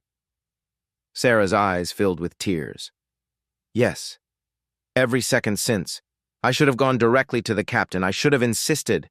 I should have refused to sign off on the safety check until the captain had been notified. People could have died because I wasn't brave enough to stand up to my supervisor." Daniel's voice softened slightly. "Miss Mitchell, you attempted to follow protocol. You were overruled by a more senior employee. That's not the same as failing to act. The system failed you." He turned back to Amanda. "Miss Williams, I need to understand your reasoning. Walk me through why you dismissed this safety concern." Amanda was silent for a long moment. When she spoke, her voice was raw with emotion. I was angry. At who? At Mr. Ford. I was angry that he'd questioned my authority at the gate. Angry that he'd made me look bad in front of passengers. Angry that he was documenting things like he was building a case against me. And when he brought up the door issue, when he questioned whether I'd reported it, I think part of me just didn't want to give him the satisfaction of being right. I didn't want to validate his concern. I wanted to prove that I knew what I was doing and he didn't. The room was silent except for the hum of the recording device. So you'll let your personal feelings override safety protocol? Yes, Amanda's voice broke. And I will regret that for the rest of my life. I could have killed 180 people because I was too proud to admit I might be wrong. Because I let my anger at a passenger who questioned me cloud my judgment about something that had nothing to do with our interaction at the gate. Daniel nodded slowly, making more notes. Miss Williams, I'm recommending that your flight attendant certifications be suspended immediately pending formal investigation. Based on what you've told me here, if the investigation confirms deliberate disregard of safety protocols, those certifications will likely be permanently revoked. You'll also face potential federal charges of reckless endangerment. Do you understand? Amanda nodded, tears streaming down her face. I understand. Miss Mitchell, you'll be placed on administrative leave during the investigation, but I'm not recommending any action against your certifications at this time.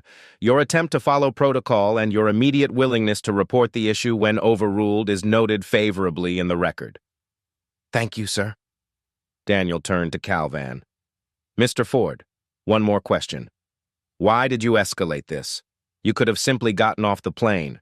You could have filed a complaint later through normal channels. Why risk shutting down an airport?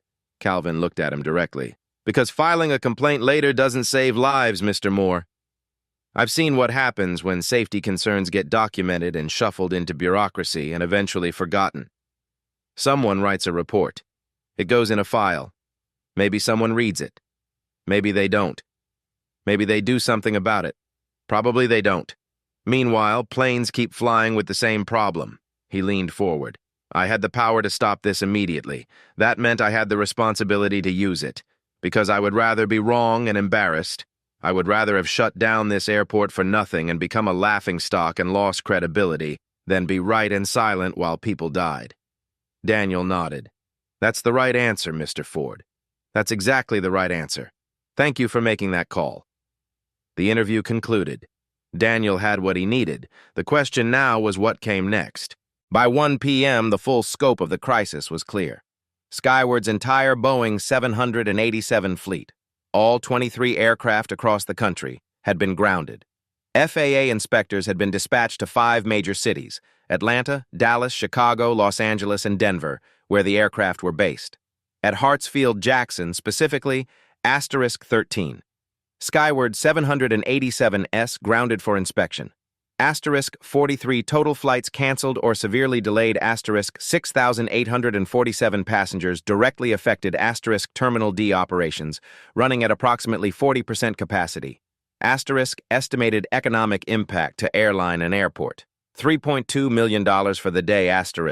Estimated completion time for all inspections. 48 hours.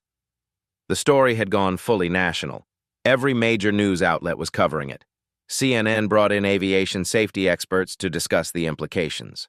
One expert, a former NTSB investigator, explained, "What we're seeing here is the safety system working exactly as designed. A passenger identified a problem. He reported it through appropriate channels when the crew failed to do so.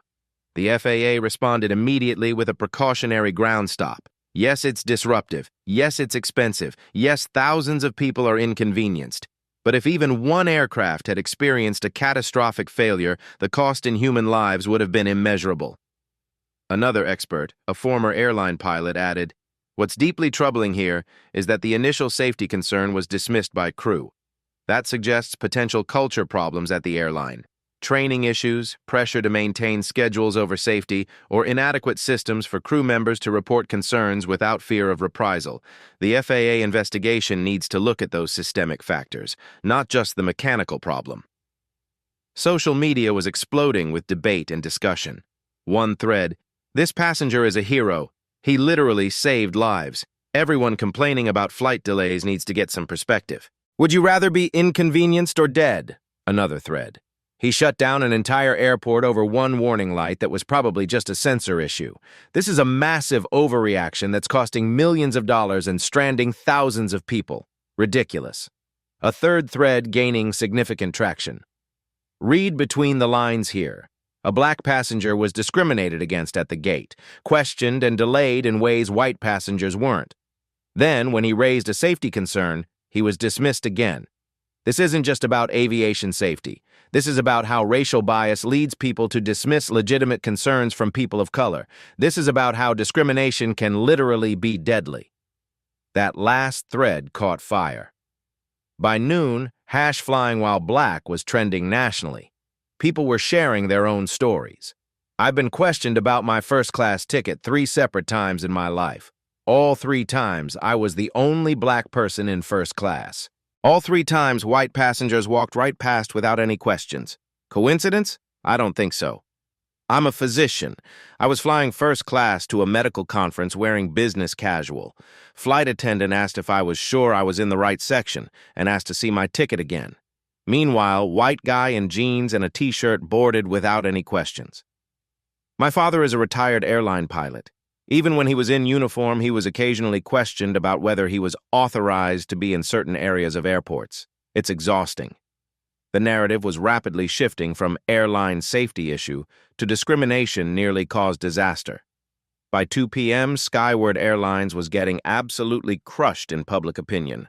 Their stock had dropped 8% in morning trading. Twitter was full of people saying they'd never fly Skyward again. Customer service phone lines were overwhelmed with people calling to cancel reservations or demand refunds. Richard Hughes knew he needed to get ahead of this. The crisis was spiraling out of control. He called an emergency board meeting via video conference. All board members joined within 15 minutes. Calvin participated from a quiet corner of Terminal D, wearing headphones, his laptop balanced on his knees. Richard opened. We have multiple crises happening simultaneously. Safety, PR, legal, federal investigation. Our stock is tanking. Our reputation is in freefall. Customer trust is evaporating. I need guidance from this board on how to proceed. David Thompson, a board member and venture capitalist, spoke up. The first priority is damage control. We need to get our messaging right. Separate the safety issue from the discrimination issue. Make this about our excellent safety protocols catching a problem before anything bad happened. Don't let this become a story about racism. Calvin's voice cut across the conference, sharp and clear. No. Excuse me? I said no. We are not going to whitewash this. We are not going to pretend the discrimination didn't happen or didn't matter, because it did happen. It mattered profoundly, and it directly contributed to the safety issue being dismissed. Another board member. Calvin, I understand you're personally involved here, but we need to think about the company's interests. I am thinking about the company's interests. I'm thinking about the fact that we have a culture that allowed discrimination to escalate into a safety crisis. I'm thinking about the hundreds of other passengers who've probably experienced similar discrimination on our flights but didn't have the power or knowledge to fight back. I'm thinking about what kind of company we want to be, the kind that hides its problems and hopes they go away, or the kind that confronts them honestly and fixes them. David pressed. Calvin, you're suggesting we publicly admit to discrimination. Do you know how many lawsuits that could open us up to? How much liability? Elizabeth Brown, the legal counsel, spoke up. Actually, from a legal perspective, full disclosure and immediate corrective action might protect us better than trying to hide it. Courts and juries look favorably on companies that own their mistakes and fix them proactively. They look very unfavorably on cover-ups and denial. If we try to bury this and it comes out later, and it will come out, we'll face much harsher consequences. Patricia Taylor added. And from an operational perspective, we absolutely need to fix the culture problem. If Calvin hadn't been on that flight, we would have taken off with a dangerous aircraft. That means our safety culture is fundamentally broken somewhere. We need to fix it regardless of the PR implications. The debate continued for another hour. Board members argued about messaging, liability, costs, reputation. Some wanted to minimize and deny. Others wanted radical transparency. Finally, Richard called for a vote. All in favor of Calvin's proposal, full transparency, public acknowledgement of both the safety issue and the discrimination, comprehensive reform package. 7 votes in favor, 3 against. Motion carries. Calvin, you'll help me draft the statement. We release it at 5 p.m. today, timed for evening news coverage. At 4:45 p.m., Skyward Airlines held a press conference in a meeting room at Hartsfield-Jackson Airport that had been hastily converted into a media venue. Rows of chairs filled with journalists from local and national outlets. Camera crews positioned their equipment. Photographers jostled for the best angles. At the front of the room, a podium with the Skyward Airlines logo. Behind it, a backdrop with the company colors. Richard Hughes stood at the podium, flanked by Patricia Taylor on his left and Calvin Ford on his right. Daniel Moore from the FAA stood slightly to the side, arms crossed, observing. The positioning was deliberate, showing unity between the airline and the regulator, showing that Calvin was part of the company's leadership, not just a random passenger. Calvin had resisted being on camera. "This isn't about me," he told Richard. "This is about the system that failed." But Richard had insisted. "This story is about you. Whether you like it or not, your experience, your decision to speak up, your willingness to disrupt the system to save lives, we can't tell this story honestly without you being part of it." So Calvin stood there, uncomfortable in the spotlight, but recognizing that his presence sent a message, that the company was taking this seriously, that they weren't hiding behind corporate spokespeople, that the person most affected by the discrimination was standing with them as they acknowledged it publicly. Richard began, his voice steady but somber. "Good afternoon. My name is Richard Hughes, CEO of Skyward Airlines. I'm here today to discuss a serious incident that occurred this morning on Flight 2801 from Atlanta to San Francisco. I want to explain what happened, why it happened, and what we're doing to ensure it never happens again." He paused, looking directly into the cameras. This morning, Skyward Airlines Flight 2801 was preparing for departure when a passenger noticed and reported a safety issue that our flight crew had observed but failed to report to the captain. Specifically, an emergency exit door warning light was malfunctioning, indicating a potential problem with the door's seal or locking mechanism. The passenger who reported this issue is Calvin Ford, a member of our board of directors who was traveling as a regular passenger as part of our Ground Truth program designed to assess customer experience. When Mr. Ford reported the safety concern to our executive vice president and to the FAA, they took immediate action. The aircraft was returned to the gate. FAA inspectors examined the door and discovered a serious defect, a hydraulic actuator malfunction that created approximately a 60% probability that the emergency exit would fail to function properly in certain emergency scenarios. The room erupted with shouted questions. Richard held up his hand. "Please, let me finish. There's more you need to know." He took a breath. "The safety issue is only part of this story. Mr. Ford's experience today began long before the door malfunction was discovered. It began when our lead flight attendant singled him out for additional verification at the gate, verification that was not applied to other first-class passengers. It began with racial profiling." The room went completely silent. You could hear the cameras clicking, recording this moment. That discrimination didn't just hurt Mr. Ford's dignity. It created a dynamic where later, when he raised a legitimate safety concern, his voice was initially dismissed. The flight attendant who had profiled him at the gate was the same person who chose not to report the door malfunction to the captain. And when Mr. Ford questioned that decision, she dismissed his concerns in part because she had already categorized him as a problem passenger who was just trying to cause trouble. Richard's voice intensified. "Do you see the connection? Discrimination doesn't just create individual moments of indignity. It corrupts judgment. It creates blind spots in our systems. It leads people to dismiss valid concerns from those they've already decided don't belong, aren't credible, aren't worth listening to. In this case, racial profiling directly contributed to a safety protocol violation that could have resulted in a catastrophic loss of life." He let that sink in. "This is unacceptable. It violates our values. It violates our commitment to safety. It violates the basic human dignity that every passenger deserves. We are not going to minimize this. We are not going to make excuses. We are going to own it and fix it." He outlined the 5-point action plan.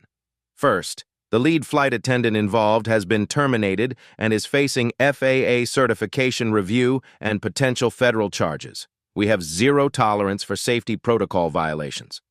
Second, we are implementing comprehensive anti-bias training for all customer-facing employees.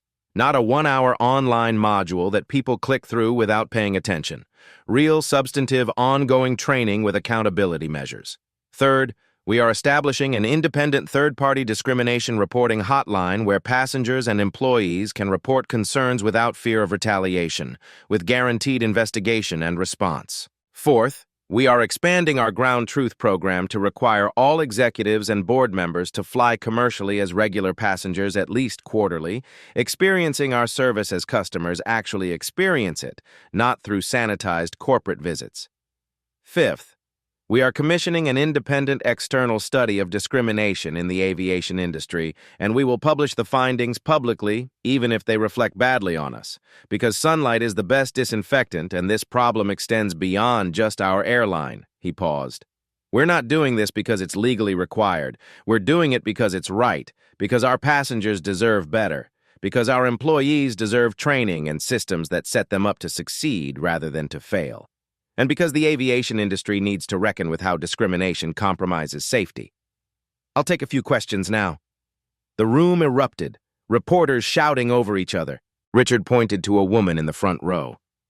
Mr. Hughes, why should passengers trust Skyward Airlines after this? Because we're telling you the truth. We're taking responsibility. We're making real substantive changes with external oversight. Trust isn't given, it's earned. We lost some of that trust today. We're going to earn it back through our actions, not our words. He pointed to another reporter. Mr. Ford, did you use your position on the board to shut down the airport? Calvan leaned toward the microphone. His voice was calm, measured. I used my position to report a safety issue that wasn't being taken seriously through normal channels. The FAA made the decision to ground the aircraft based on that report. But here's what's important. I would have made the same call if I were a regular passenger without any board connection. I just might not have been listened to. That's the problem we're trying to fix, ensuring that safety concerns are taken seriously regardless of who raises them. Another reporter. What do you say to the thousands of passengers whose flights were canceled today? Calvin responded. I say I'm genuinely sorry for the inconvenience. I understand that people had important places to be, business meetings, family events, weddings, funerals, all the moments that make up life. But I'd ask you to consider this question. Would you rather be inconvenienced for a day or board a flight with a 60% chance that an emergency exit won't work if you need it? Those were the only two options. There was no third choice where everyone gets to their destination on time and the safety issue gets fixed. We chose the inconvenient but safe option. Do you think other airlines have similar discrimination problems? I think most airlines, most hotels, most luxury service industries have these problems because they exist in the broader society. They're systemic, they're cultural, and they won't change unless people with power decide to use that power for reform rather than for maintaining the status quo. More questions, more answers. The press conference lasted 45 minutes, unusually long for a corporate crisis response. But Richard and Calvin were committed to transparency, to not hiding, to answering the hard questions even when the answers were uncomfortable. By 6 p.m., it was the lead story on every news network. CNN, airline acknowledges discrimination led to near disaster. Fox News, safety scare at Skyward, what went wrong? MSNBC, when bias becomes deadly, inside the Atlanta airport incident. NPR, aviation industry faces reckoning on discrimination and safety. The response on social media was complex, nuanced, divided. Some praised Skyward for transparency. This is how you handle a crisis. Admit what happened, take responsibility, make concrete changes with external oversight. Other companies should pay attention. Others remain skeptical. Talk is cheap. Let's see if they actually follow through on these promises or if this is just good PR that disappears in 6 months. Still others focused on the discrimination angle. The fact that a black man had to be on the board of directors to be taken seriously about a safety issue tells you everything about the problem. What about all the black passengers who aren't board members? Who aren't wealthy? Who don't have that power? They're still getting profiled and dismissed every single day. Aviation industry analysts were already writing think pieces for trade publications. The Atlanta incident will be studied in business schools and aviation safety programs for decades.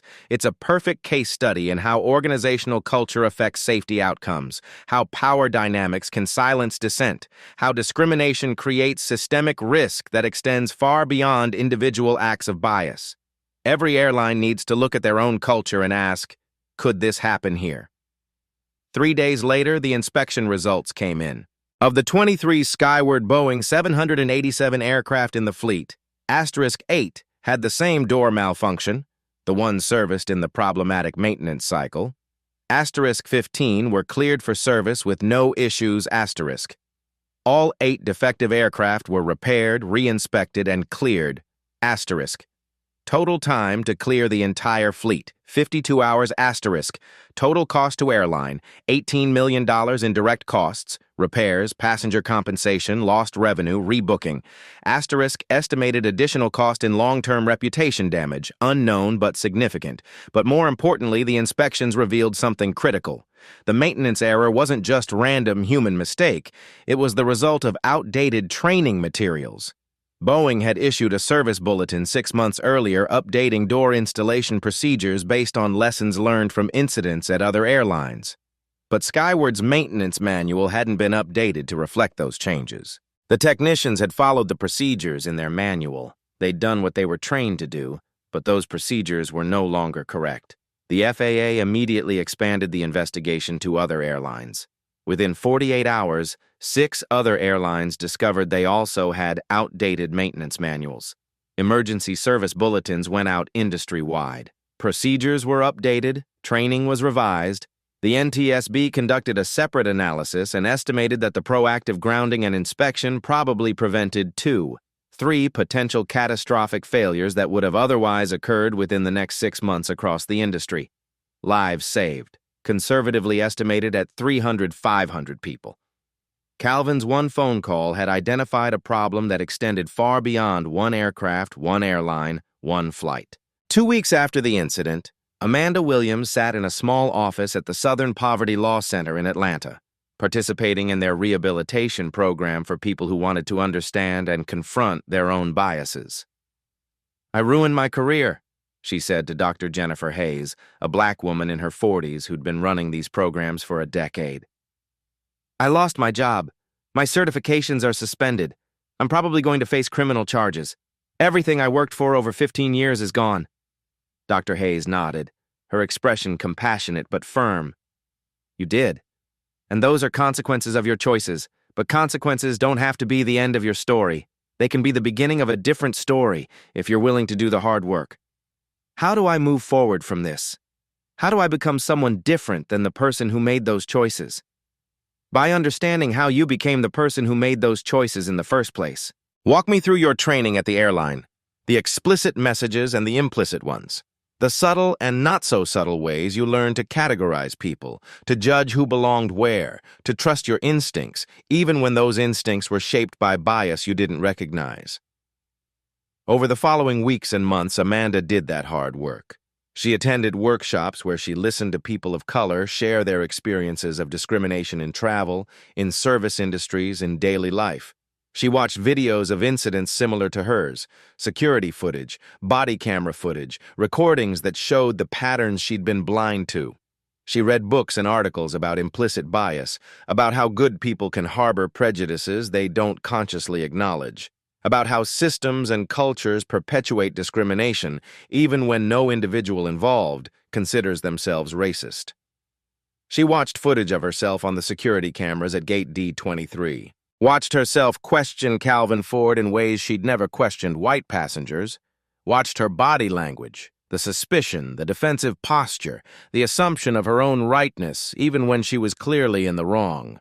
It was devastating to see herself that way, to recognize that the person on that screen was her, that those choices were hers, that she'd caused harm while telling herself she was just doing her job. But it was also clarifying, painful but necessary. Like surgery, it hurt, but it removed something toxic that needed to be removed. "I didn't think I was racist," she told Dr. Hayes in one session about 3 months in. "I had black friends. I voted for Obama twice. I considered myself progressive. I thought I was a good person. And what do you think now?"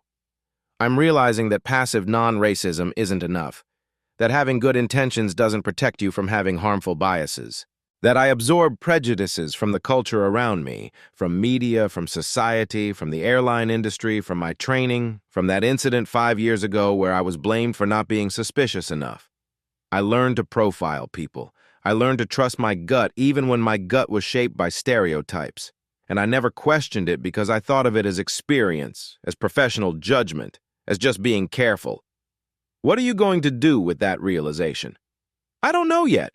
I can't get my old job back. My certifications are revoked, but maybe there's something I can do to make sure this doesn't happen to someone else, to help other people recognize their biases before those biases hurt someone. 6 months after the incident, Amanda started working with the NAACP's Travel Equity Project. She spoke at airline employee training sessions, her voice shaking at first but growing stronger over time. She told her story, the whole story, including the parts that made her look terrible. She showed the security footage. She talked about how discrimination had nearly caused a disaster. This is what happens when we don't examine our prejudices, she told audiences of flight attendants and gate agents and airline employees. This is how bias can escalate from an indignity into a safety crisis. This is why it matters, not just because discrimination is morally wrong, though it is, but because it creates blind spots that can literally kill people. It wasn't redemption exactly. She'd done too much harm for that. But it was accountability. It was taking responsibility. It was trying to ensure that her mistakes became lessons for others rather than just being buried and forgotten. Sarah Mitchell was promoted to Safety Culture Coordinator for Skyward Airlines, a newly created position that reported directly to the VP of Operations. Her job? Creating systems that empowered employees at all levels to report safety concerns without fear of retribution. She developed a program called See Something, Say Something, and Be Heard. It included *Anonymous, reporting channels that went directly to safety leadership, bypassing immediate supervisors' *legal protection against retaliation for employees who reported concerns, mandatory investigation of all safety reports within 24 hours, monthly feedback loops, where employees learned the outcomes of their reports and saw that their voices mattered, training for supervisors on how to receive and respond to concerns from junior employees, cultural messaging that emphasized that questioning authority in the name of safety was not just acceptable, but expected. 6 months after implementation, safety reports at Skyward increased by 127%. Not because safety had gotten worse, but because people finally felt safe reporting concerns. Problems that had previously been hidden or ignored were now being surfaced and fixed. Sarah also developed training materials specifically focused on power dynamics in safety culture, how to speak up when you're junior for line employees, and how to listen when you're senior for supervisors and managers. She never forgot that day on aircraft N7801. Never forgot that she'd tried to do the right thing and been shut down. Never forgot how her silence, however justified by hierarchy, had almost cost lives. She made it her mission to ensure no other junior employee would face that impossible choice without support. Helen Davis, the retired teacher who'd witnessed everything from the gate area, became something of a local celebrity. She was interviewed by NPR, by local Atlanta news stations, by aviation safety podcasts, by civil rights organizations. Her message was consistent.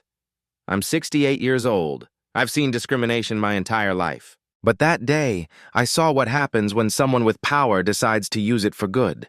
And I saw what happens when ordinary people witness injustice and speak up, even in small ways. I yelled out from the gate area, she told an NPR interviewer. I told them to let that man board. It didn't fix anything by itself. But it added to the pressure. It reminded the people with power that they were being watched, that their choices mattered, that there would be witnesses to their actions. That matters. Bearing witness matters. She became an advocate for bystander intervention training, teaching people how to speak up when they saw discrimination, how to be allies, how to use whatever privilege or voice they had to stand with those being treated unjustly. Most people are good, she said in speeches and interviews. But good people who stay silent allow bad systems to continue. We need to teach people that speaking up isn't just for heroes. It's for everyone.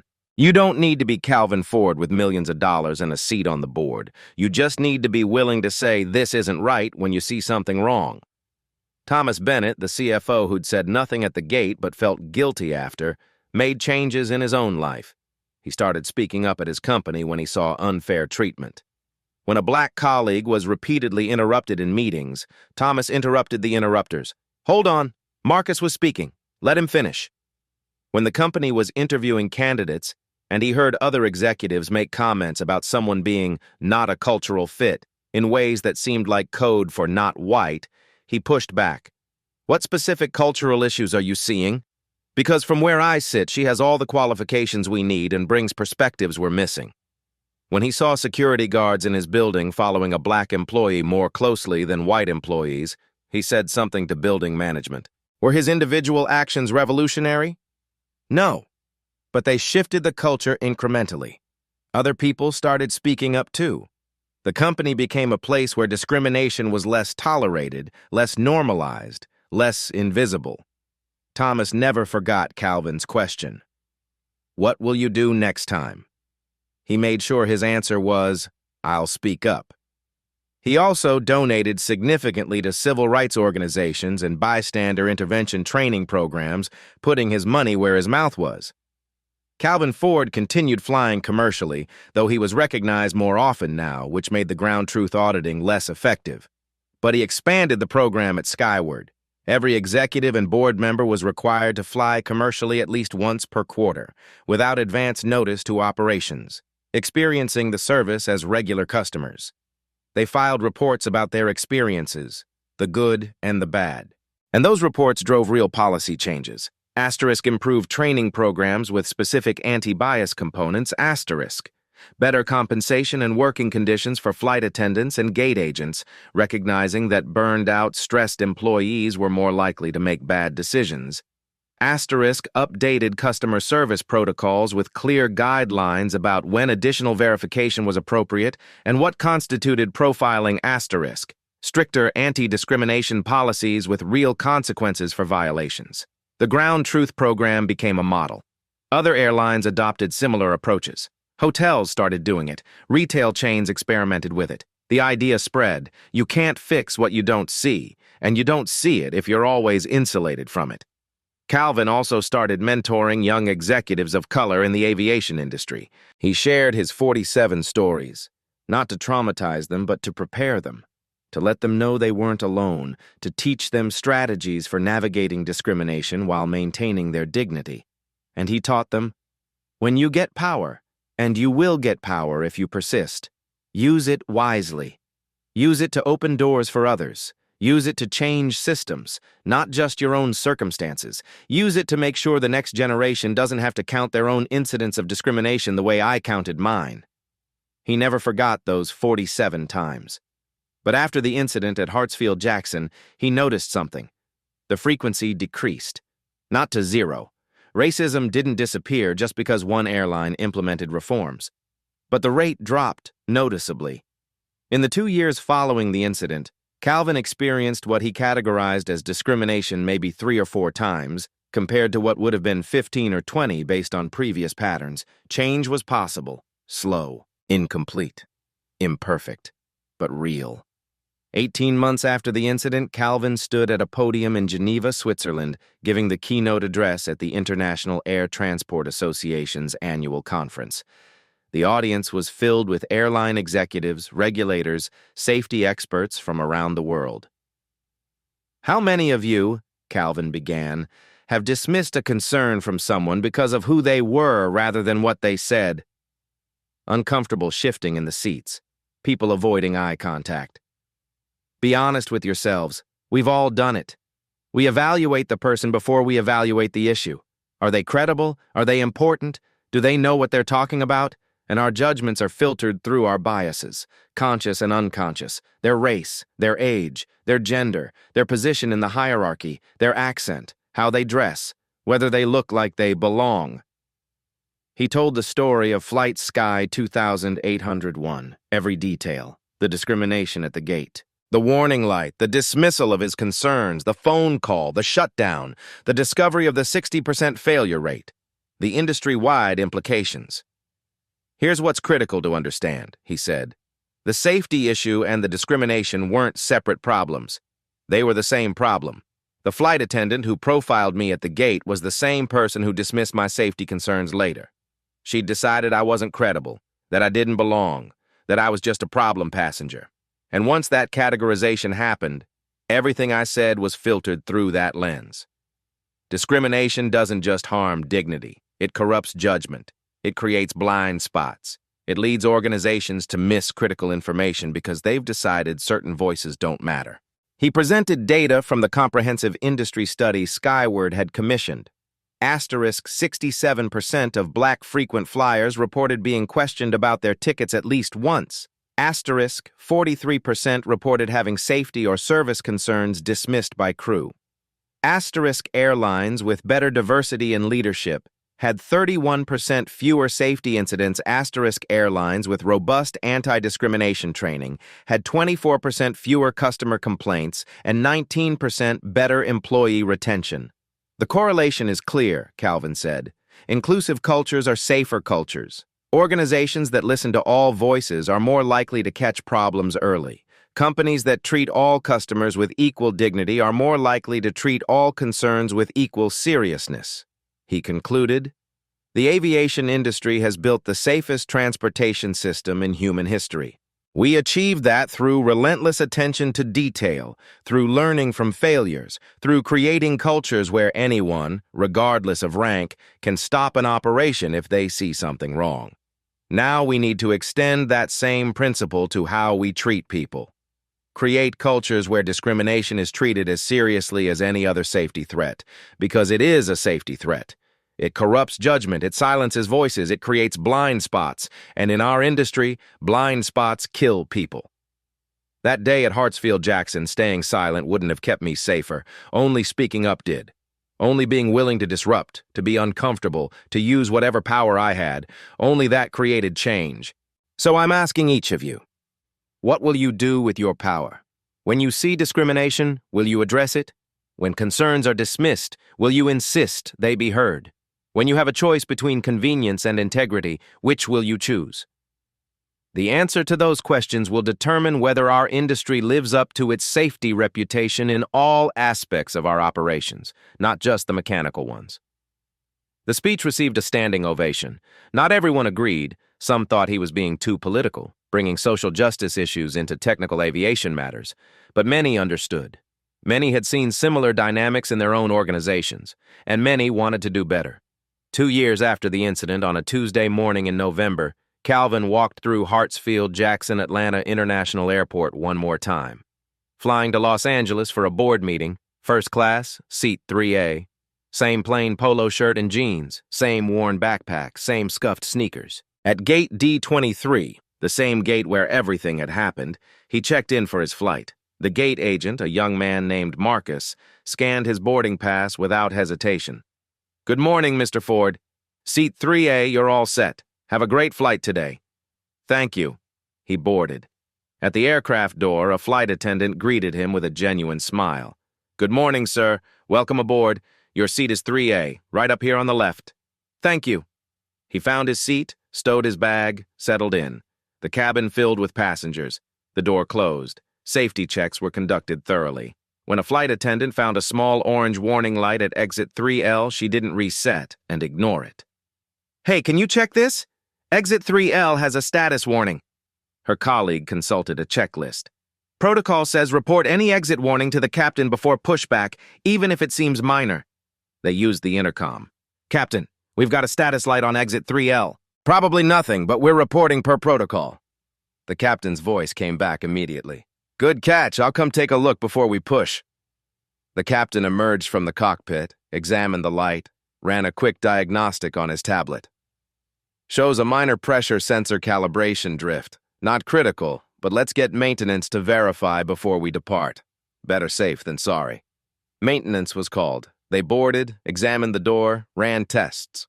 Turned out to be a minor issue, easily fixed in 20 minutes, no actual danger.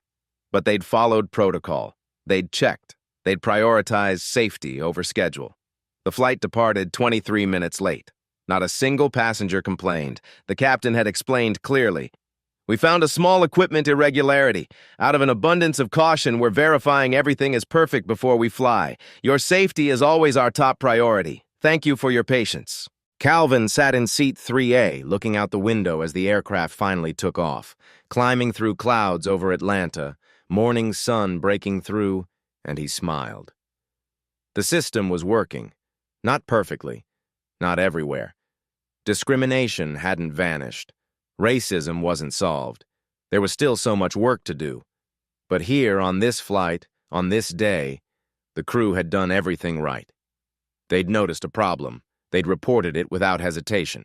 They'd prioritized safety over schedule. They'd trusted their training. They'd done their jobs the way they were supposed to be done.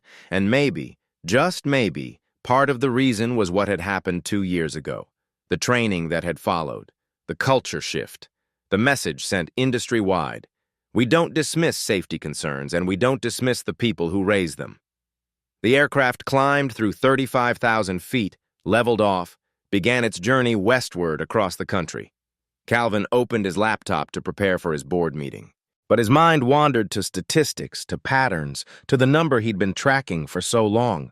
47 times in his life, he'd been discriminated against in ways big enough to count, to document, to remember. 47 times before that day at Hartsfield-Jackson.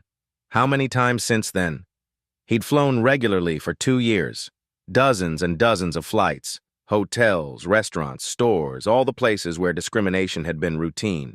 The count since that day, 3 incidents, 3 in 2 years compared to what would have been maybe 15 or 20 based on previous patterns. Was it because he was more recognizable now? Possibly. His face had been on the news. Some people knew who he was. But also, the training had worked. The policy changes had worked. The culture shift was real, even if incomplete. Change was possible, not easy, not fast, not complete, but possible. And it had started with one phone call, one person deciding that silence wasn't acceptable. One moment when someone with power chose to use it not just for themselves, but for a principle, for safety, for justice, for the idea that everyone deserved to be heard regardless of what they looked like or where they sat in the hierarchy. Sometimes justice came from courtrooms and legislation and grand political movements. But sometimes it came from smaller acts of courage. From one person saying, enough. From someone deciding the cost of disruption was worth it if it meant making things better, even incrementally, even imperfectly. Calvin closed his laptop. He looked out at the sky. Endless blue stretching to the horizon, clouds below like a cotton landscape. The curvature of the earth barely visible at this altitude. Somewhere down there, right now, someone was being discriminated against. Someone was being dismissed, profiled, told they didn't belong. Someone was raising a concern that wasn't being heard. He couldn't fix all of it. No one person could. But he'd fix some of it. He'd moved the needle. He'd made it a little bit easier for the next person, and the person after that, and the generation after that. That was enough. Not everything, but enough to matter. The flight continued westward. All systems functioning perfectly. All safety protocols followed. All passengers, every single one, regardless of their appearance or their background or the price they'd paid for their ticket, treated with equal dignity and respect. One phone call, 7 minutes, and an entire industry had begun to change. Not overnight, not completely, but enough to say progress was possible, justice was possible, change was possible, if you were willing to make the call.